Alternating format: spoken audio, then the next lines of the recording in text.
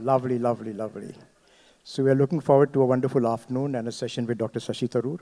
Ladies and gentlemen, it's my honor to welcome a man who's truly a walking institution. Author, diplomat, parliamentarian, historian, and let's be honest, the only man who can turn a simple word like hello into a 17-letter English masterpiece that leaves us Googling before we can even clap.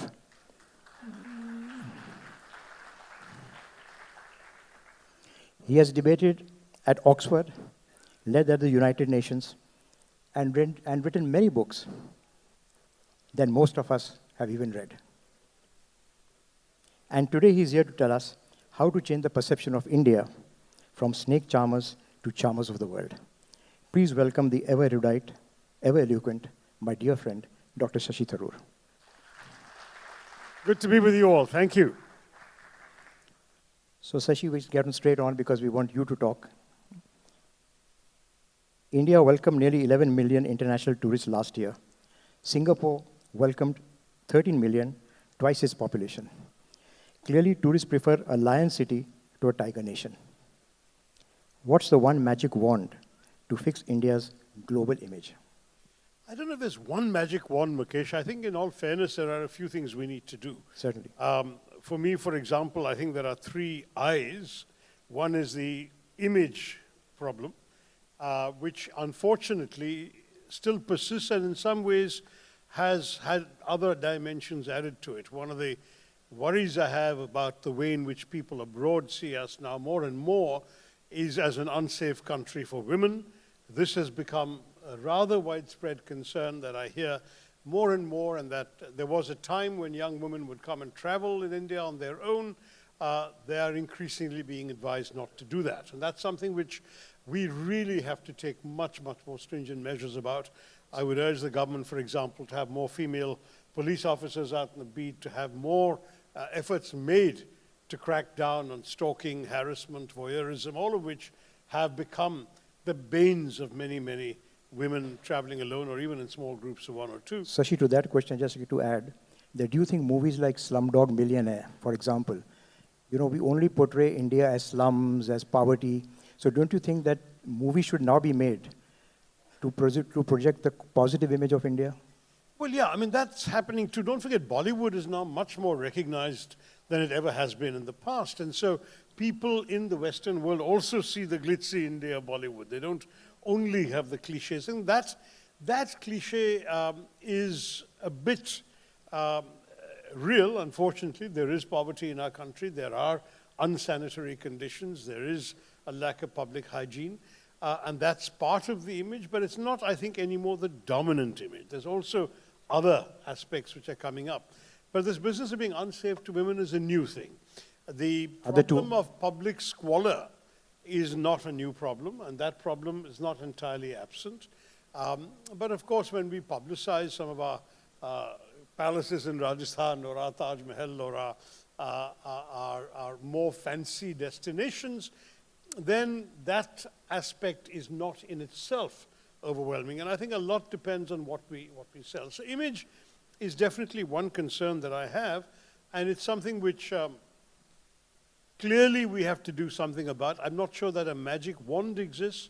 Yes, you may be right that one thing we can do is have more positive portrayals of India, which means, of course, opening up much more to travelers who do YouTube videos, or whether it's people who come in and make feature films. It's very difficult, unfortunately, to get permission to make a feature film in India. When you think about how much Indians did for tourism in Spain after Zindagi Na Milegi Dobara, you remember that movie, was shot in Spain, and suddenly Indian tourist arrivals in Spain went up by 1,000%. Now, amazing. You're not going to have too many examples of Western movies filmed in India that will drive tourism up, because we are very, very difficult about giving permission for shooting. Our ministry wants to clear the script in advance, and God knows all sorts of silly things like that. And so that, unfortunately, we don't have, but there's a good example of something. If we could get a good popular Western film made set in India, that could be a lot of fun. And hopefully cover Govinda. And maybe there'll be people who will come to watch it then.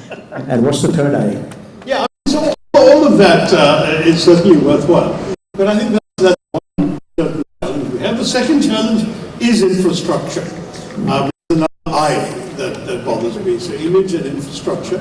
And the infrastructure is, again, you come to a big city, you find now our airports now are no longer disastrous places. They're very attractive, they're swanky, they're gleaming, they're full of modern facilities, so people will come to that. But then if they have to go to some of the, let's say, the lesser well-known locations that they want to go to, or there are different kinds of tourism in mind, whether it's beach tourism, whether it's hill trekking, whether it's whitewater rafting, whether it's surfing and so on, then they're going to places slightly more off the beaten track. And there are two problems with infrastructure. First of all, it's inadequacy. They're not often very good routes. Plane activity to many parts of India. In Trivandrum, my own constituency, is a case in point. We have Kovalam, we have Kanyakumari, we have Varkala Beach, we have so many different tourist sites in Thiruvananthapuram, yet the connection is terrible from many parts of India. And to this day, for example, the flights from Delhi to Trivandrum are all economy, which makes, I think, a great disadvantage for us as we try and attract tourists to our part of Kerala. And this is something that, again, the airlines, you guys can also encourage the airlines and incite them to do a little more. But it's not just connectivity I'm talking about, it's also things like the relative lack of public hygiene, the fact that most Western tourists would like to see clean, hygienic public toilets in places of tourist facilities. Unfortunately, the first smell that as soon as you land at an Indian airport is the smell of a black toilet. Even when you go to the Taj or when you go to Ajanta, Ellora, or whatever, getting a clean public toilet, getting places which are evidently hygienic instead of hawkers with flies swarming around them, or beggars standing up on touts and protruding you with their wares. Some of these things, whether we can remedy just by making a little bit of an effort, yes, we can. But then we have to maintain whatever we remedy. Our problem too is that if you do a cleanup once, there's no one there to ensure that cleanup stays cleaned up for a few days longer. So that's the second concern that I would have. Shashi, what you're really saying is that before you market sunsets at the Diana bench at the Taj Mahal Hotel, it's good to get the basic infrastructure and the fundamentals correct. Absolutely. Right. So image and infrastructure would be the two big answers I'd give you to the kind of things we need to fix to get things right. Perfect. And the third eye? The third eye I was going to say was immigration. Is it the Shiva's eye? I mean, I don't want to bash my dear friends from the immigration services, except to say that they really could adopt a friendlier attitude, and that unfortunately there are still well-publicized cases of people being rejected after landing in India because of something they said or did that are critical of our country, whatever. This is something where I feel we need not have a thick skin. We're a big country. We can take some criticism, for God's sake. So if somebody has even written something hostile once, maybe on his next visit he'll be converted. Maybe he'll have a more pleasant experience. Why do we do this? And I find every time that there is some person, usually it'll be somebody prominent, not as prominent as before, he gets kicked out and sent back or whatever, the negative publicity vastly outweighs what we have prevented by not letting them come in. I think we always overreact. I mean, we have a tendency to overreact. We're very sensitive people, and you see that on Meta as well. Look, I mean, some things have improved in immigration. Look at e-visas and so on. E-visas are a blessing, but again, are they smooth enough? Are they streamlined enough? Are processes quick enough to get through the airport? So those are my three I's. Image, infrastructure, immigration. If we can get those three things improved, we're already a long way towards making India a more attractive destination. Well said. I just want to talk a little bit about comparative benchmarking. When you look at Thailand, it makes $60 billion US from tourism annually, while India, being such a large country, makes just 1/3 of that. What do you think we could do to improve this? And by the way, even our 1/3, as I mentioned in my morning remarks, largely consists of OCIs and NRIs, our own diaspora, coming and spending money in our own country. What we need to do is attract a lot of people who have no connection to India, and we're not doing enough of that. So do you think security is a concern as well? Do you think there's a kind of a fear that India is not yet secure because sometimes, some clashes happen every now and then. So there have been incidents in Goa, for example, yes, which have affected them. There have been even deaths of young tourists caught up in drug parties or incidents on the beach and so on. So that is a problem. Thailand has a reputation of being a fun place. Everyone's having a good time. And you go there to have a good time, as it were, especially male tourists, I'm sorry to say. The truth is that image is enough to sustain it, plus the Thais also have managed somehow to keep their prices pretty affordable. True. And what is more, connectivity to Thailand is also affordable. I was shocked when somebody told me he was planning a holiday in Kerala, and he discovered it was cheaper to fly to Bangkok and back from Delhi than to fly to Kerala and back. Now that suggests there's something wrong both with the airlines and their pricing habits, and also with the way in which perhaps our government needs to look at these kinds of things to improve why people, you mentioned Thailand, so I'm taking Thailand as an example. If Thailand is a fun place to go and have a beach vacation, let's try and market Goa, let's try and market Kerala, Kovalam, Marina Beach and Madras. There are places which can be as much fun, but where people have to behave in such a way that tourists consider it fun. Even Puri, because the Orissa coast is quite neglected. Absolutely, Puri and all of those areas. Sure. So that's one aspect. The other thing is definitely the affordability aspect. I don't just mean the international flights. It's quite startling to realize that there are many more affordable hotels, even if you're thinking of rupees, in most of the Thai resorts than there are in many of the Indian resorts. Because we have this vast gap between the five-star hotels, yes, which are unaffordable to the average middle-class Western traveler, and the budget really grim sort of budget places, or guest house accommodations, which are substandard by what they would expect. And there's a vast gap in between. I mentioned this morning, I think we need to build literally several thousand more hotels in India. And I'm serious about that because there is a shortage of good quality, affordable education in all segments. And if you had more rooms available, you'd also charge less in order to attract people. But right now, because there is a scarcity of rooms at all levels, everyone is charging too much, and that also puts off travelers. A third feature which the Thais don't inflict is too many of our parts of India have rules about alcohol. There's either complete prohibition, as in Gujarat or Andhra or Bihar, places like that, or there's a kind of not full prohibition, but severe restrictions on availability of liquor. Very, very stingy issuance of licenses. So in many places, hard liquor is not available, only beer or wine is. And that gives rise to a new industry called the bootlegger industry. The what industry? The bootlegger industry. So, well, the bootleg industry is there too, but again, tourists then find they have to pay extortionate prices. Exactly. Let's understand that if we want to make tourism a big thing, these small details have to be accepted. I remember when Kerala briefly experimented with prohibition, the amount of conference bookings that got cancelled was a real wake-up call. And it's all very well to be moralistic, but you've also got to be sensible. If you have a major revenue earner in tourism, you don't shoot the golden goose, as it were. That's exactly what you were doing with that. They quickly changed that policy, but for a year or two it was disastrous. Similarly, if you look at things like the number of dry days we have a dry day practically every other week for one reason or the other. Election somewhere, dry day. National holiday, dry day. Religious holiday, dry day. I mean, for God's sake, many people use holidays as an opportunity to drink. But if you're going to deny them that opportunity, and let's say a tourist is coming for 2 days, one of them happens to be a dry day, he's going to feel frustrated, or 3 days. So all of these are petty, avoidable things which give us a reputation of being less tourist friendly than we need to be. And if you mentioned Thailand as a comparison, I'm afraid that many Indians tell me they'd rather go to Thailand than go to an equivalent kind of holiday in India. Yeah, that's got a happy ending. No comment. Our industry faces a 40% shortfall of trained staff. Many graduates leave for IT jobs. Apparently, it's easier to manage spreadsheets than guess.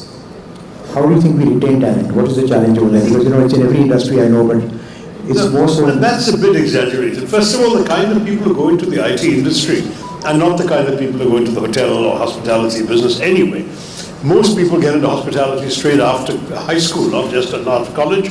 They go off and work as trainees and get qualified that way, or at best, they go to a hospitality school. You're not going to find somebody who's qualified to be an IT engineer at Infosys suddenly applying to become a trainee manager at ITC. It ain't happening. So I don't think that's a fair argument, Mukesh. I will say, however, that if you are at all worried about IT attracting more people, they're really in trouble now. The IT companies are laying off people right now, even as we speak.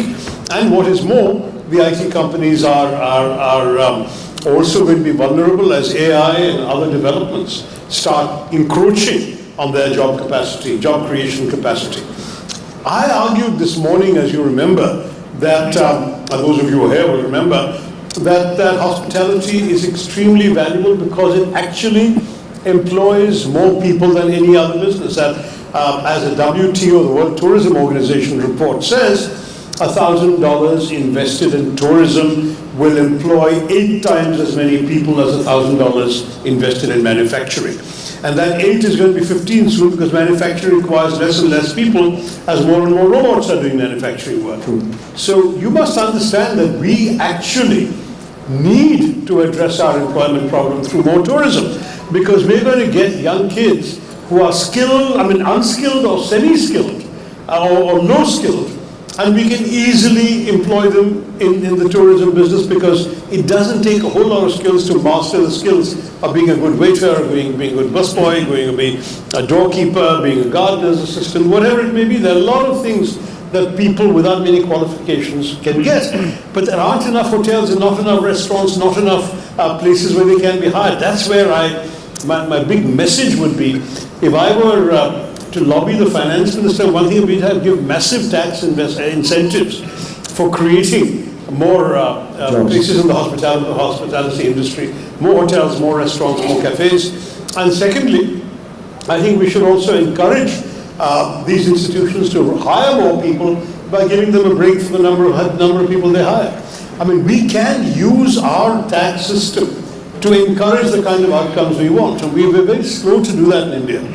Somehow the obsession with collecting government revenue seems to exceed our common sense in terms of figuring out what are the ways in which we can actually attract more tourists to this country. In the end, we'll bring in far more revenue. Exactly, I was just going to say that, because that's a tunnel vision of just looking at what we can get today and not looking really at the future. Yeah. And I think, as you correctly said, we need to make sure that we grow the hospitality industry if we don't want to go the Nepal way. That's right. Look at what's happening to our neighbors. And we don't want youth unrest, and therefore employment is a very big thing, and tourism can actually provide that. Employment is not just a socio-economic issue, it's a national security issue. True. Let's be very blunt. Yeah. Who were the kids on the streets in Sri Lanka, in Bangladesh, and Nepal? These were unemployed young men who felt they had no stake in the societies they were living in because they felt they had nothing to lose by going out in the streets and throwing stones or attacking or even setting fire to parliament and government installations. This is what has happened in 3 of our neighboring countries. Let's be warned. Let's make sure that one of our national priorities ought to be to generate employment for our young men. Our young people generally, but young men in particular. Perfect. My next question is that today's global traveler wants ecotourism and authentic experiences. But with 140 crore people and 11 million tourisms, that's a lot of footprints. How do we balance growth with sustainability without turning the Himalayas into the next overcrowded Times Square? Well, no, Times Square is frankly, the Taj is more crowded than Times Square, I can tell you. Thank God for that. Probably worse. No, I think you're right that there are various issues here. We do have a very overcrowded country, and there are many people who don't like coming here because they feel there are too many people around and they don't feel that they can enjoy their own vacation. And unfortunately, even some of our more famous holiday spots, like Goa, developed a reputation for too many intrusive, prying local eyes, or people stalking, or all this sort of thing, which we have to be a little more conscious of. But I think more effective policing of tourist sites, and particularly more female police officers, should make a big difference. The other thing is that when it comes to the question of tourism in India, Mukesh, I would argue we should actually be selling multiple kinds of tourism. Yes. In other words, Thailand attracts one kind of tourist by and large. Cambodia attracts one kind of tourist, the Angkor Wat crowd, if you like. India should attract 15 different kinds of tourists, and we should, instead of one incredible India campaign, we should be having a sort of, nature India for trekkers, wildlife enthusiasts. I believe Menaka this morning spoke about wildlife tourism. We can certainly offer them a lot. Market that by itself to attract a particular kind of tourist. Separately market the beaches, market Goa, Kovalam, Mahabalipuram, whatever, market whatever beaches you want to for the fun vacationers. Market your culture, your great monuments, your Hampi, your Ajanta Ellora, for a different kind of audience. This requires a certain amount of sophisticated thinking. Then there are mountaineers and trekkers who will be attracted by, Leh, Ladakh, the Himalayas, whatever, Kumaon, Manali. And then there'll be the jungle people who might want to go to Thekari, who might want to go off to a tiger reserve somewhere.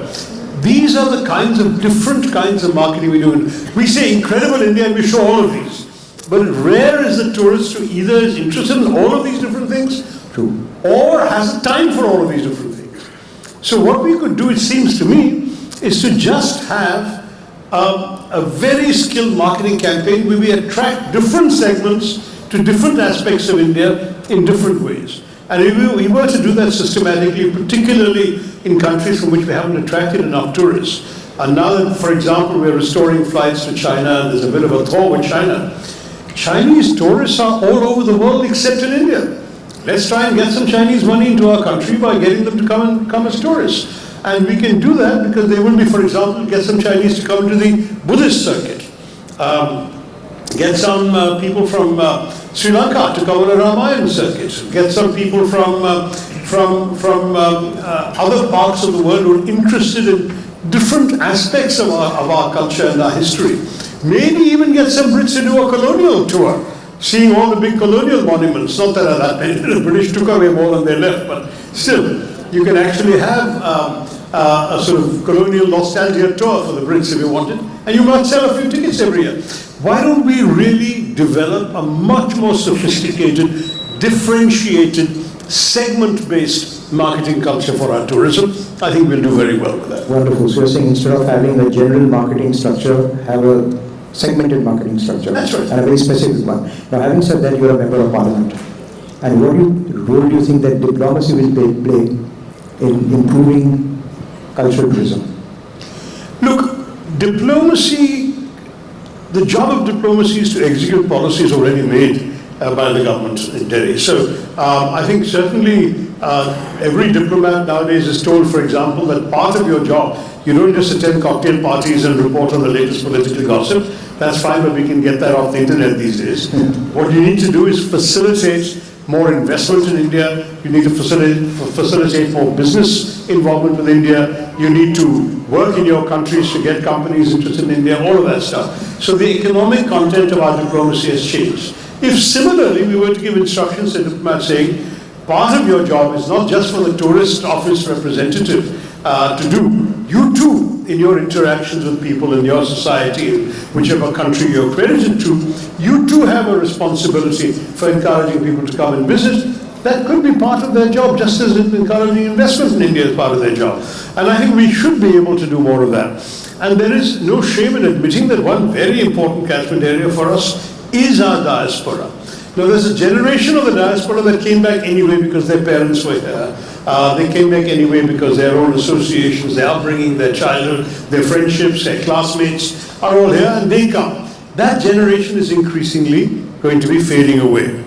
What do we do about the next generation of kids of Indian origin born abroad, for whom India really is a foreign country that maybe they visited with their parents once in a while? How do we get them interested in India and in their origins? And that's something that requires perhaps a different kind of marketing. I would have competitions, for example, in which young foreign-born people of Indian descent are encouraged to sort of write essays about what they would like to do in India, and then give, say, 10 prizes or 20 or whatever we can afford, and actually let these come true. If somebody writes saying he wants to go off and see the Indian space station, Let's organize a visit for him to the space station. Somebody writes an essay saying that he wants to go off and see tigers. Let's organize. I mean, these are not, but you do that and then publicize it. Get people to write about it. Get his hometown newspaper to write about how he won this competition and went up and saw this. You'll get 100 tourists wanting to do the same thing without your having to buy the ticket. So these are all ideas, but somebody has to sit down systematically and implement these ideas. Thank you, Shashi. Before we end, a quick rapid fire round. First, no, it's very simple. So the first one is about Bollywood. Now that you are in Mumbai, it's the home of the film industry. I won't call it Bollywood now. That's what Subhash Ghai said. That we should be calling it Bollywood. If you had to pick one film to showcase modern India in the world, which would it be? You know, I wouldn't pick one simply because there's so much.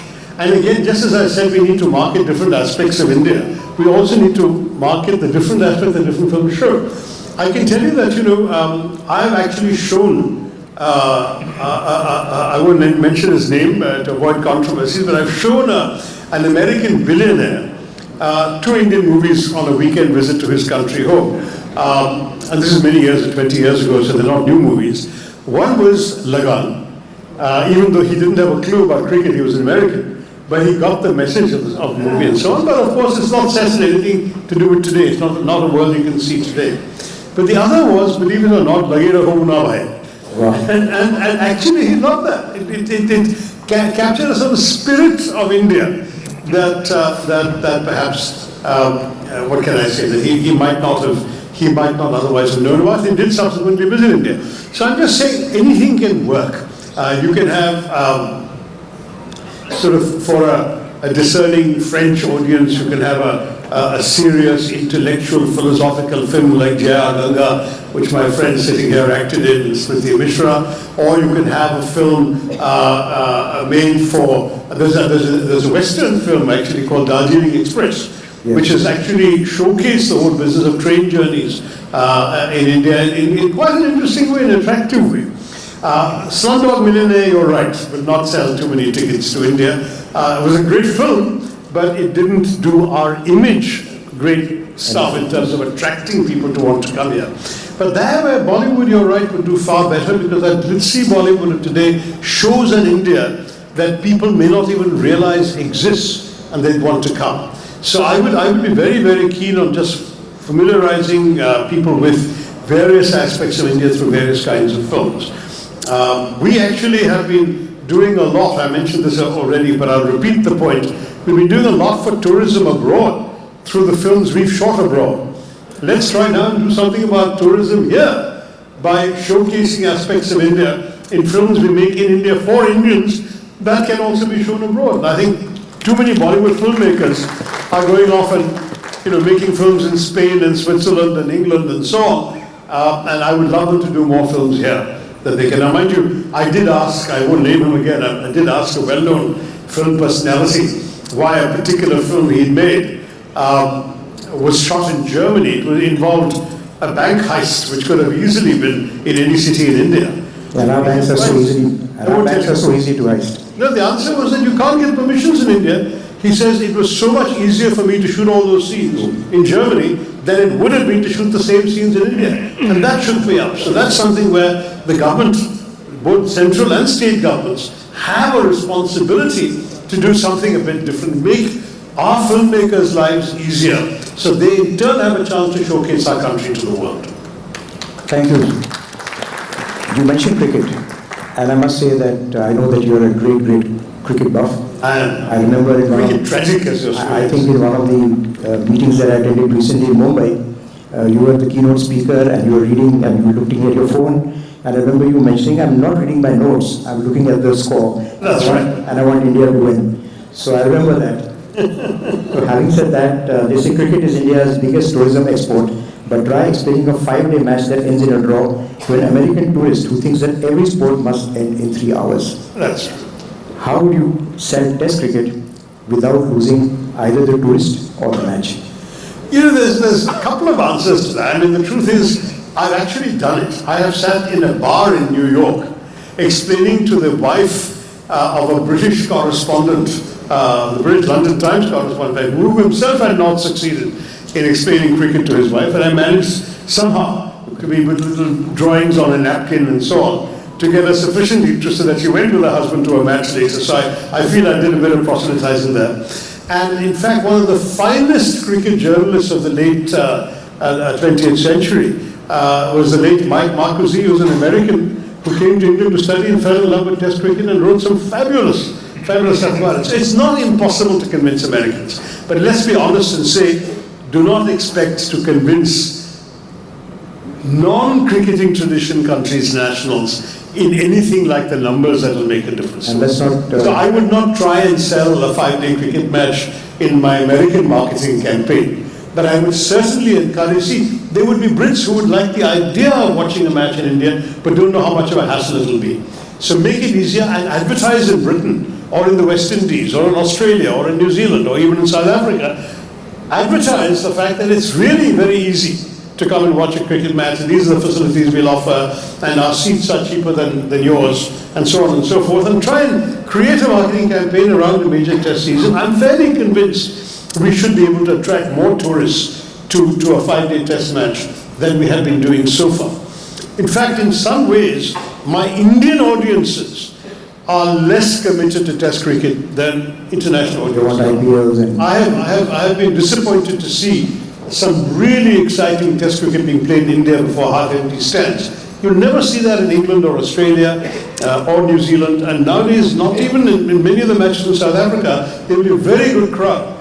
Whereas unfortunately, Indians have become so enamored of the T20 sport that they just don't have enough time for the 5-day version. And obviously, it's not inspiring if somebody's being introduced to Test cricket through watching the TV and sees a whole bunch of empty stands. They're going to think, if Indians can't be bothered to watch, why should I? So if you want cricket to be an attraction for tourism, I think first sell it to those countries which actually already know the game, like the game, and are prepared to travel to watch the game. And then you make it, not just have targeted marketing campaigns, but also make it easier for them to come. And I think, for example, one of the things that BCCI could do with its enormous resources is create cricketing package tours in partnership with companies like one of yours represented here, or more than one of yours in different cities, maybe different ones of you, and create a thing that can be marketed specifically along with the cricket promotion. And every time you turn on the TV before a test series, there are ads about the test series. Imagine if those ads in, say, England were specifically also advertising a visit package for a good price, or in Australia or in New Zealand or whatever. We might actually exponentially increase the number of cricket tourists who come. And let's face it, no one's going to come all the way to India for a 3-hour match. If they come for a series and watch, say, 2 tests or at least 1 test, it makes it a worthwhile trip for them. It is an expensive ticket to buy. It's a long way to come. They may as well get something out of their money's worth. And let's face it, look at the number of Indians who went off to England for this last test series. The stands were full of Indians, and many of them were, of course, Indians who lived there, but many were Indians from India. Well, in fact, when I was at one of the test matches this summer, practically everybody I met was visiting from somewhere in India.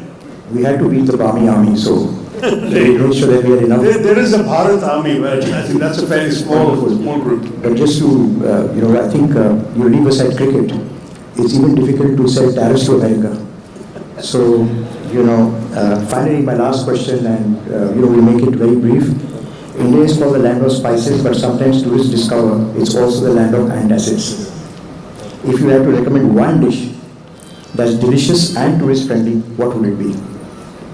Look, I in Maharashtra, so don't say vada pav. Again, I don't believe in one-size-fits-all answers. It is true, Mukesh, that for some people our spices are too much and they worry about getting acidity and diarrhea and stomach burn and what used to be called Delhi belly and all of that stuff. Now, this is true, and for them you would recommend a lot of relatively bland dishes, yogurt-based cuisine, paneers. There are, of course, some northern Indian dishes which can be made with lighter spices for the taste buds of some of the Westerners. But there are Westerners who come precisely because they want spices. I've actually had Westerners say, well, this isn't spicy enough. I came to India looking for something that will really burn my tongue or burn my throat. So don't assume that everybody who comes is going to come with a preconceived notion that if they eat our spicy food, they won't like it. Many come because they want to have it. And we love the Balti food, you're right. I love the Balti food. Yeah, come on. You go to Andhra Pradesh, whoever you are, wherever you're from, you can be sure that you have to go prepared for really having your tongue burned off in the first bite. But the truth is that's part of the joy of it, right? So I wouldn't worry too much about this. Let me say though that on the question of this foodstuffs, honestly, if we have, and brings me back to one of my first points, we have clean public toilet facilities and so on, people will at least feel that if something goes wrong, they have an escape hatch, or if they're staying in decent clean hotels where they can go back to their rooms. And I'm being a bit facetious, but I am saying very seriously that I don't think you can cater to every eventuality. All of you are in the tourism business. True. There are always some experiences that make some people unhappy. There will be some experiences that people will say, despite that, I had a great time. And I think, unfortunately, the consequences of eating, one thing I can tell you, it's not uncommon for somebody from India to go to a Western country and have loose motions. It's very simply this, that the bacteria in your stomach are different in different countries. And sometimes you will react. Even if you're eating bland food in a supposedly safe place where the tap water is safe to drink, you may still have a problem. Even though, because it's different from what your body is used to. So don't again need to feel too apologetic about the Western tourists who come here and end up with their problems. The truth is, yes, we offer what we offer. You can certainly come to India and have your own familiar cuisine and not eat any of our food if you don't want to. Nowadays, in most of our metropolises, there's so much of Italian cuisine and Chinese and Thai and nowadays even some of the more exotic cuisines from the world like Mexican and so on are available in parts of India. So if people really don't want to try Indian food, they can eat what they like. They can certainly go to McDonald's and have that kind of fare too. So I don't want to make too many concessions there. You go to a country, you eat what's available. Yeah, come on. I agree. Finally, Shashi, if you had to write India's tourism tagline for 2030, what would it be? And if you say it in English, could you please also give us the dictionary meaning? tourism target, you said? Tagline. Tagline? For Indian tourism. In some ways, I would actually just take Incredible India and add an S at the end of it. As I mentioned earlier, there are many incredible Indias to market to the world. Interesting. So let's have that Incredible India idea, which was a good slogan and a good campaign that we came up with many years ago. But let's add an S in a different color and show the fact that there are very many different things you can do. If you're interested in wildlife, there's one India. If you're interested in beaches, there's another India. If you're interested in mountain climbing, there's a third India. If there's museums and art and culture, there's a fourth India. There's lots of Indias. Come and visit any of them that appeal to you. And if you like one, come back for more. That could be a good tagline. Thank you, Shashi. Perfect. Before I let you get on the stage, I know that you're a wonderful singer. Please hum 2 lines of your favorite Indian song. And I'll help you sing along. ये दोस्ती हम नहीं तोड़ेंगे छोड़ेंगे दम मगर तेरा साथ ना छोड़ेंगे. Actually, for tourism, I suppose the best one to sing would be what many Indians hope about tourists, right? एक अजनबी हसीना से यूं मुलाकात हो गई फिर क्या हुआ ये ना पूछो कुछ ऐसी बात हो गई.